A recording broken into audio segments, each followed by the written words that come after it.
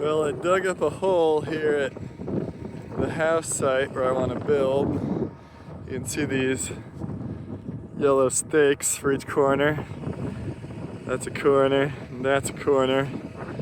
You can see the view I'd like to have as well here.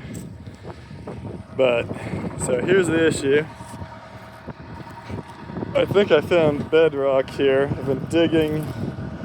You can see how shiny my teeth are. They've been getting stuck on this, and this looks like either bedrock or just rocks too large for the excavator.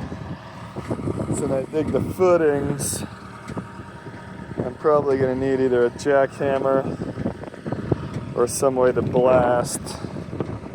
You can see this is just solid rock too. Maybe a jackhammer would be best. I don't even know why you need footings when you're building on solid rock.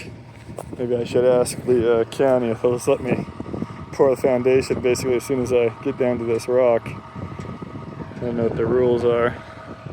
And you can see this is what the surface material up here is. This size rocks, sharp ones, lots of them. Look at all these. Be good for building the road, filling in those sandy areas. Oh my lord.